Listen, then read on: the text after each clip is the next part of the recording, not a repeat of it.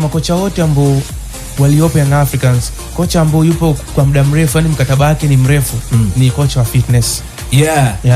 Juzi wakati tunaondoka hapa Ijumaa ukasema weekend hii hapa alitoa ahadi bado kwa Falls amalize Jumamosi. Amalize mkwambia sana. Unajua Ijumaa usiku nilikuwa nafuatilia hizi taarifa bana.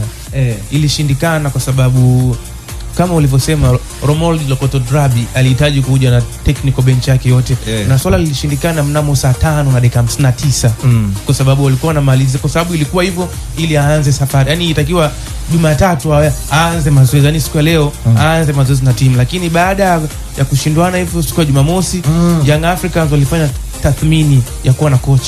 Kwa taarifa ambazo niko nazo mpaka sasa, Romain Folz atasalia kuwa kocha wa Young Africans, lakini ataongezewa nguvu kwenye technical bench. Of course ataongezwa mtu mwingine. Yani ataongeza mtu mwingine, lakini kama timu itaendelea kucheza kama hivi inavyocheza, hawata sita kumuondoa. Sasa ndio timu inacheza. Ngoja tuko na coach hapa, tuko na coach Yusuf Omar. Coach Romain Folz. Tumezungumza sana mwanzo wa ligi mpaka sasa hivi, mashabiki kutokana na kinachoendelea. Unajua wakati mwingine pressure huwa zinakuja kwa watu wa nje, kwa sisi mashabiki labda wanachama, umeona, lakini uongozi ndio huo unajua namna gani ambavyo unaweza ukafanya. Yule kocha wa timu ya taifa ya Madagascar alihitajika kuja Jangwani, lakini imeshindikana kwa sababu ya yeye alichokuwa na kihitaji, Yanga walikuwa wakihitaji. Na unajua yule ni professional kabisa. Na timu zetu za Kitanzania zimezoea kuendesha mambo yake professional. Kwa hivyo yule nadhani kwa yeye mwenyewe alivyotaka kuja Young Africans, alijua kabisa kwamba anakuja pamoja na benchi lake la ufundi. Ina maana kwamba watu ambao yeye walikuwa wanasaidiana naye mawazo, wanashare naye mawazo kwenye benchi la ufundi, ndio watu ambao wanaweza kuja nao kwenye timu ya Tanzania na wakafanya vizuri zaidi. Umeona? Sasa kwa Yanga imekuwa taswira ya tofauti, lakini mimi ninachoamini Romain Folz yeye anachotakiwa ni kuwa mpole tu, kwa sababu unapokuja Tanzania sasa hivi tumeona wanatengeneza CV nyingi sana za makocha. Na makocha wengi wamekuwa madaraja hapa. Anakuja kocha wa kawaida, anafanya vizuri, anaondoka. Anakuwa ametokea wapi Tanzania. Kwa hivyo Folz mimi naamini kama naye atapata muda wa kutosha, ana uwezo pia wa kuja kubadilika au wa kuja kufanya vitu vizuri zaidi, kwa sababu yeye utofauti wake ni kwamba timu haichezi vizuri, lakini timu inashinda licha ya kupoteza mchezo mmoja kwa kupoteza kama 2 dhidi ya Mbeya City. Ile sio issue kwa kocha. Yani kama kuna vigezo tu tunamtazama kocha mzuri kutoa sare tena kwenye, yani ukiangalia takwimu za mchezo na mazingira ya uwanja, uwezo ukaenda kumlaumu Romain Folz. Kwa hiyo mimi ninachoamini bado ana uwezo wa kupata muda wa kutosha akaitengeneza timu ikarejea kwenye ile hali ambayo timu ilikuwa nayo, sababu sasa hivi tunaona hata wachezaji wengi performance yao imeshuka kutokana na namna ambavyo labda pengine plani zake na mbinu zake ambazo yeye anatumia kwenye viwanja vya mazoezi haviwi favorite kwa wachezaji. Inaweza kuwa rahisi mashabiki wa Yanga kulipokea. Inabidi tu wakubaliane nalo, kwa sababu mimi nachoamini ile kauli ambayo engineer Elsi aliwahi kuizungumza kwamba mtu anakula miogo tu kwa anakuja kukuuliza na nini, ilikuwa yuko sawa, kwa sababu wao ndio viongozi. Wanapambana, wanahangaika, wanahakikisha kila kitu kinaenda sawa kwenye timu. Wewe ni shabiki au mwanachama, yani bora hata mwanachama mara 100 kuliko shabiki. Shabiki yeye ataenda alalamike, huyu kocha mbaya, sijui nini, timu haifanye vizuri. Umeona, hajui uongozi unapambana vipi kuitengeneza hata hiyo timu kufikia hivyo ambavyo wao wanaiona. Kwa hiyo mimi ninachoamini mashabiki wa Yanga wanatakiwa wawe watulivu, lakini pia Romain Folz naye anapaswa kuelewa namna gani ambavyo nchi ya Tanzania mpira wake unaendeshwa, kwa sababu yeye anaweza akaja ni Mfaransa, alipita labda sehemu tofauti, ajui hapa Bongo Swahili ni mwingi, kila mtu ni mjuaji Tanzania. Kuna mpira wa of course anachokizungumza Yusuf yuko sawa sana. Nadhani Romain Folz ni kurudi katika training ground na kuangalia ni vitu gani ambavyo anaweza kuvitengeneza ili timu icheze katika circulation nzuri.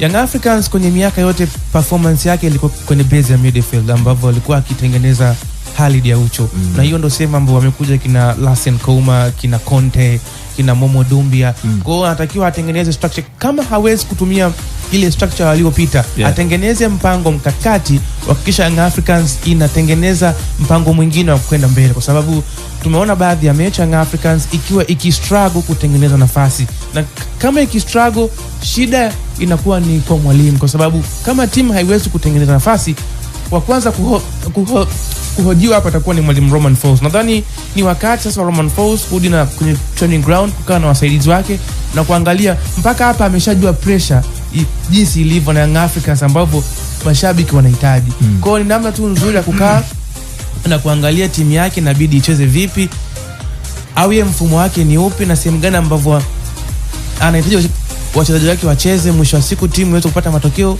na ionyeshe mpira mzuri. Unajua kuonyesha mpira mzuri ni mmoja, na kupata matokeo mazuri pia ni mbili. Nadhani kama inaweza kuongeza kitu, kwa sababu mwalimu pia ndo mwenye maamuzi ya mwisho, mwalimu anayefundisha, kwa sababu mimi nafikiri Romain Folz hawezi kubadilika, ndo mpira wake ule ule utakaoona, kwa sababu ni mtu ambaye yuko direct, sio mwalimu ambaye anahitaji mpira wa possess. Sasa mimi nadhani tusubiri tumuone mwalimu. Tangia mwanzo mimi nasema yule ndo mwalimu wa Yanga, na ndivyo alivyo. Nakuta alikopita amecheza mpira huo. Kwa hiyo mimi nafikiri tusubiri kuangalia nini kitaendelea. Mashabiki wa Simba wanaonekana kufurahi sana kwenye hili. Kubaki kwa kubaki kwa kocha Folz. Mimi hao wanaosema watu mashabiki ambao wamtaki Folz hawajui mpira. Niliwahi kuzungumza kwamba Pep Guardiola wakati anatolewa pale Bayern Munich, hakuwa eti kwamba ametolewa kwa sababu timu inafanya vibaya. Alitolewa kwa sababu Bayern Munich asili ya mpira wa Kijerumani alikuwa anatoka kwenye culture. Sasa wakawa wanazozana sana viongozi wa Bayern kwamba bana, huyu mwamba sawa, timu inafanya vizuri, lakini mpira ambao wanacheza sisi hatuutaki. Bayern Munich hawezi kufika kwenye box eti ndo wapige. Wanapiga nje. Mfano mwingine anaotoa Yusuf ni yule kocha ambao alifariki, Gerard Tito Villanova, yule leo Barcelona. Jinsi ambavyo ilikuwa ikicheza sio sawa na Barcelona ile ambao walikuwa wameizoea. Sio hiyo, tuangalie hata namna ambavyo alikuwa na coach aliondoka Scolari, alikuwa taifa Brazil. Aliondoka kwa sababu timu haichezi vizuri. Yani no matter what kwamba matokeo unayapata, lakini ile impact ambayo ushazoea timu kucheza, je, inacheza hivyo?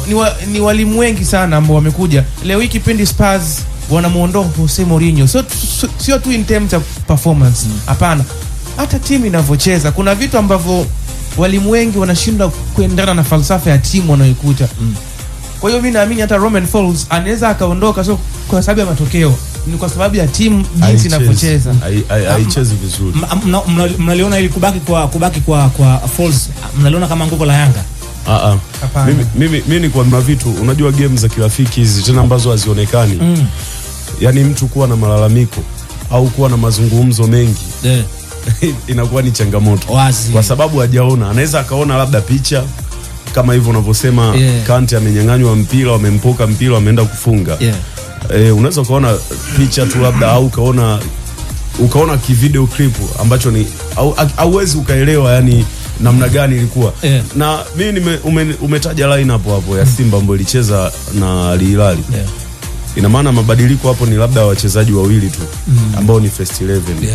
Na unapocheza na Al Hilal hata kama ni friend game lazima uwe umejipanga, kwa sababu Al Hilal ana watu. Huyo ule msema unasema kwamba wamuoni. Sio wamuoni, wanamuona ila hawezi kumgusa. Hichi ni kikosi chao chote hichi. Faridi Faris, Simbo Diouf, Ebuela, Ernest Lunzolo, Madike, Fofana, Kulibali, Kole pamoja na Sande. Huyo Kolibali sio kwamba Simba na Yanga wamuone. Si tumezoea mchezaji akiwa free agent ndo twende tukamchukue. Umeona? Mfano mwingine kabla Yusuf hujaendelea, si Young Africans walienda kwa Jean-Claude Gramugisha, lakini mwisho wa siku walishindwa kuvunja mkataba na akaongezwa mkataba mpya. Hapo Al Hilal. Kwa hivyo mimi naamini mashabiki hawawezi wakaizungumzia mechi au wakamzungumzia kocha. Ni kocha mpya. Timu ndo bado kwanza anaijua, anaenda kucheza game za kirafiki. Unajua Al Hilal na Simba wana mahusiano. Kwa ndo maana hata unakuta wakipata hivi international break wanacheza tu game za kirafiki bila nani yoyote.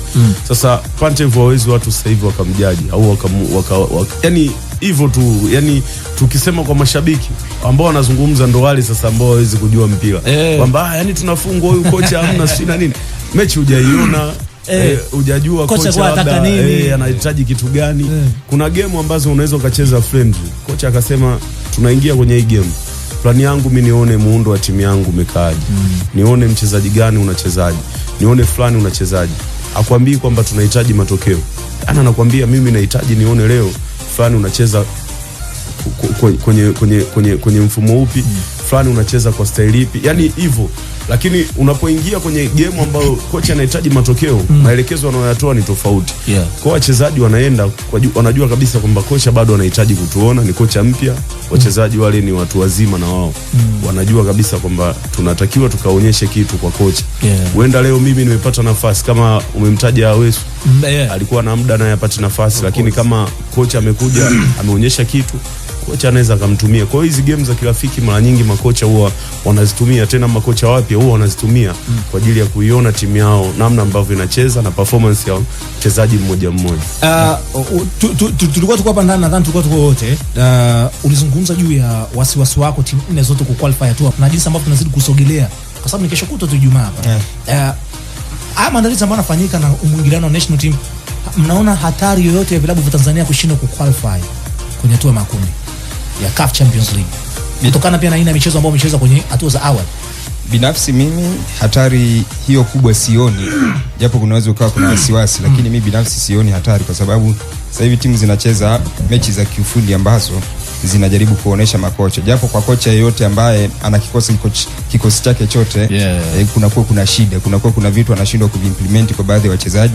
Lakini kwa wale makocha ambao tayari walikuwa wapo kwenye vikosi vyao, kwa mfano kwa upande wa Azam FC, inawezekana wachezaji wao wengi ndo wako kwenye majukumu ya timu ya taifa. Wazungumzia kina Faisal, namzungumzia mtu kama Msindo, Mwaikenda, Yahya Zaidi, akina nani huyu Abdul Suleiman Sopu. Kwa hiyo Azam ina wachezaji wengi sana ambao wako kwenye majukumu ya timu ya taifa. Hapo tayari mwalimu, kuna kitu kinapungua kwenye kikosi chako, kwa maana unashindwa kuwa na kikosi chako chote ambacho unaweza ukatoa mpango kazi, na unashindwa kujua hali ya wachezaji wako kipindi wako kwenye majukumu ya national team. Tayari hapo kunakuwa kuna wasiwasi, ni kivipi watarejea, hali zao kiafya kitakuaje, lakini pia vipi sasa kama watakuwa tena tunasema labda fitness level yao itakuwa kwa kiwango gani. Kwa hiyo tayari hapo kunaweza ukawa kuna changamoto, na mwalimu yeyote ambaye anakosa wachezaji wake wote anaweza kawa pia ana mashaka. Lakini kwa upande wa Singida Black Stars, nafikiri wao wanamkosa Idi Habib Gego, ambaye kwa nafasi kubwa kuna watu ambao wanaweza wakafanya vizuri kwenye kikosi chake.